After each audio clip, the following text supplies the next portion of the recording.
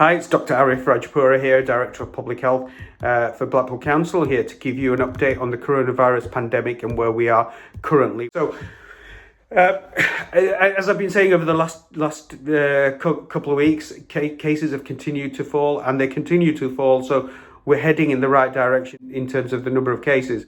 The announcements this week, you'll have seen that Blackpool's been put into Tier 3 restrictions. And so that means that when the national lockdown ends, we will be in that highest tier.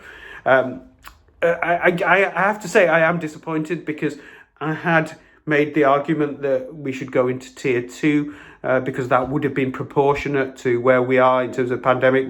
We've managed to reduce our rates and heading in the right direction. But unfortunately, government's made the decision to put us into Tier 3. So disappointing, but I guess we now have to move forward and deal with what the restrictions are and what it means for Blackpool in Tier 3. So from the 2nd of December, we need to continue to follow the government guidance, and the tiers have been strengthened. So compared to the previous measures, they are a little bit different, and they are there in a strengthened way to prevent the spread of infections, to suppress the virus.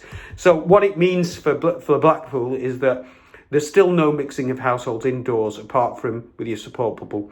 You can meet in a group of 6 in some outdoor public places like a public garden or a park, but not in a private garden or indoors.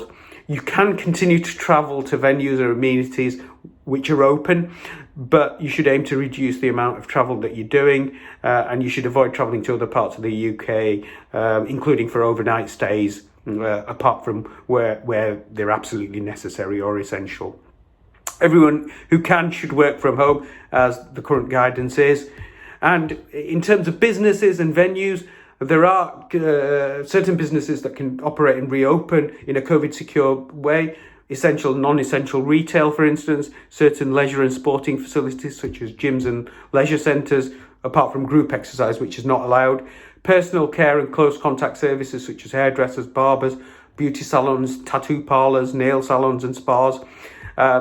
However, unfortunately, under Tier 3 restrictions, there are significant restrictions around hospitality settings, such as bars, pubs, cafes, restaurants, will all need to remain closed. Takeaway, delivery and click and collect and drive-through services can continue. Accommodation such as hotels, bed and breakfast, campsites and guest houses will need to remain shut, and indoor entertainment and tourist venues won't be allowed to reopen. So you can get the full breakdown of all the Tier 3 restrictions on the government website or on the links at the end of this video. You'll have also heard about the arrangements for Christmas, and the rules around Christmas have been changed. So we know it's important for people with friends and family to meet with each other over the festive period, and the government has announced that between the 23rd and the 27th of December, you can form a Christmas bubble with up to 3 households. But of course, there are restrictions to the bubble, so you can only be in one Christmas bubble of 3 households. You cannot keep changing the Christmas bubbles. All of that advice, again, is at the end of this video, and you can get more information on that. What I would say, though, is, look, having those extra interactions and those extra households that you're meeting with, of course, introduces risk into the situation. So please approach Christmas in a safe way. I know it's important for people to meet at Christmas, but please do it in a safe way. So if you've got clinically vulnerable or extremely vulnerable people, please think about them, and please think about reducing the social contact with those individuals.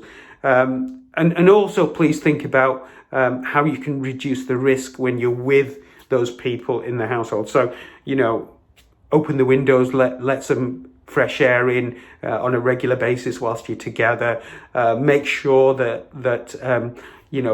where you've got clinically vulnerable people, that you're practicing social distancing and you're washing your hands, and all of those basic things are really, really important.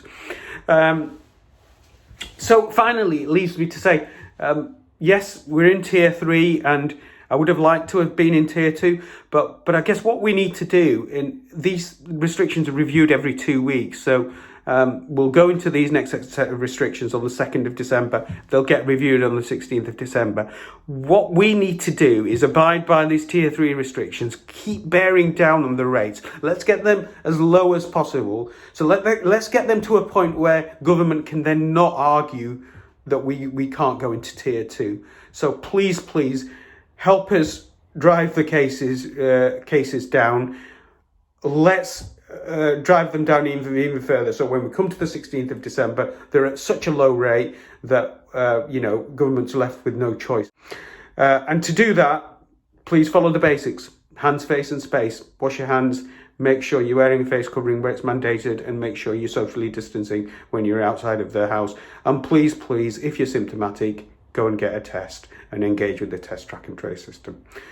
Thank you very much for doing everything that you've done so far. We have continued to drive the cases down, and we will continue together. We'll get out of these severe restrictions and hopefully into tier 2 restrictions in due course.